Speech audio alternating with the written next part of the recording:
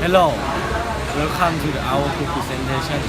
We would like to invite you to get back into the fashion of 1920 to 1930. Let's get started.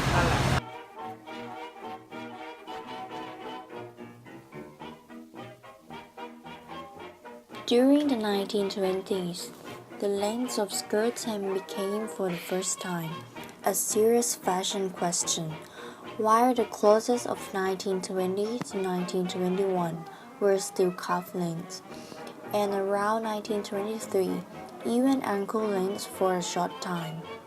After 1924, women favored skirts that hardly covered the knee. In 1922 to 1923, fashion was influenced by the discovery of the grave of Egyptian pharaoh Tutankhamen. Anyone who could afford it bought a jalaba for a house dress or had their evening dresses decorated with Egyptian ornaments. Otherwise, loose hanging dresses were characteristic for the time. Mostly, they had drop waist and sometimes a pleated hems or coated folds, which provided freedoms of movement. Daytime clothes had high clothing dressed up with baby dolls or men's collars. Evening clothes and elaborate society toilets corresponded in cut to daytime clothes. Evening clothes, however, feature generous front and back decorative touch. The front decorative touch underlaid with a fresh color slip. It was not modern to show one's bosom, and braids were placed flat with fabric bands. The simple cuts of evening dress were compensated for by expensive fabrics of lace, gold, or silver lames, loose hanging pearl necklaces, the use of monkey fur fringe, and extensive embroidery. In 1927, the tendency to lengthen the evening gown's hem set in, and the waist returned to its natural place. By 1928, the evening gowns was already cuff length, while the daytime dresses remained knee length until about 1930.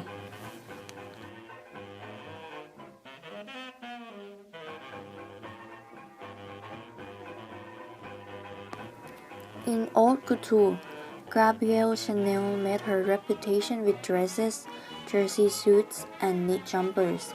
In 1926, she announced the Little Black Dress, a black evening dress impressive for its simple elegance.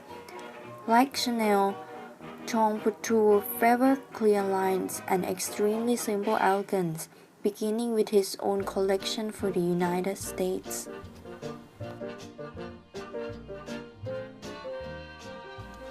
Jean Lefont, in contrast, present a decidedly feminine romantic lines. Her robes, their style, with their wide panniers, became world famous. Lefont was also known for her mother-child creations.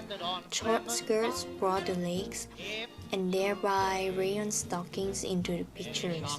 Bobs and pageboy haircuts were as typical of the times that were simple, from fitting toques and crochet hats. Sports became a fashion trend. Tennis in a short skirt without stockings, skiing in a Norwegian suit with long knickers, swimming into one-piece bathing suit without well-worn reinforcements. The 1920s metropolitan fashion spectrum included a garçon in a pantsuit with man's hat and even an iron clubs. In the evenings, the garment style features of smoking or complete smoking suit and monocle, and the garçon also appropriated men's pajamas for household and nighttime wear. The Exposition International de Art Décoratif et Industriel Moderne, held in Paris in 1925, was an epoch-making event which later gave the name Art Deco to the period.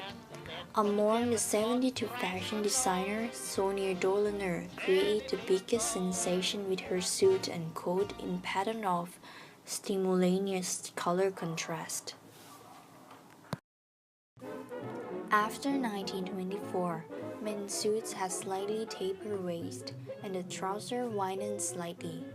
Dandies were recognizable by their extremely broad trousers known as Oxford backs, and by their exaggeratedly pointed winkle pickers or shimmy shoes.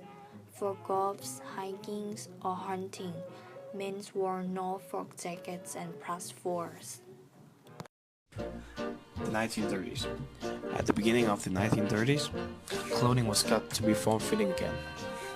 With the waist at its natural place, the bodies with the rubber and the stretch reinforcement heals the body's curves, shoulder pads and wide lapels, off the shoulder collars with flounce, as well as tight belts, all aimed to make the waist appear slimmer.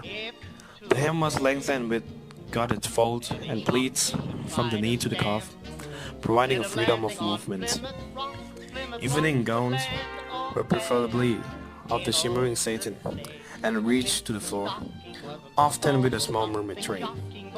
It was en vogue to have plugging back the corsage with wide crisscrossing straps and a waterfall or sweetheart collar. The success of the new body conscious line to be tracked back when a Parisian designer, Madeline Vernet, and her invention of the bias cut, whereby material cut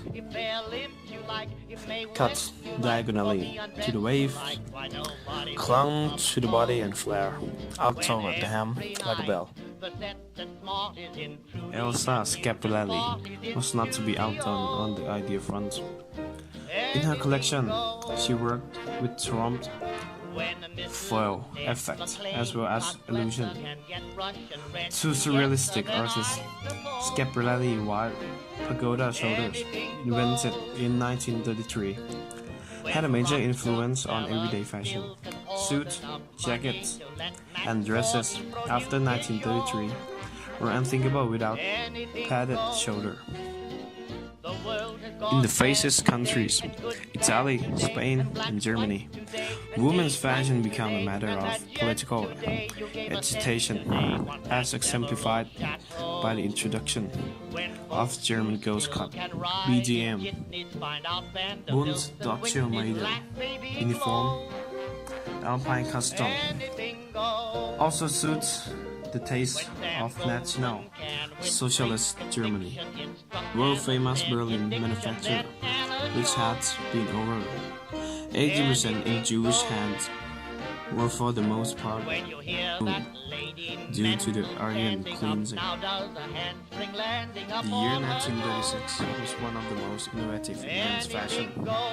The double-breast suit, with 4 buttons instead of 6, created the furor as the pattern shirt, one with grey flannel suit. Shirt also featured a naked collar and somewhat wider cravats tied into Windsor knots. They wear 3-button gabardine suit and Oxford shirts, with button-down collars were common.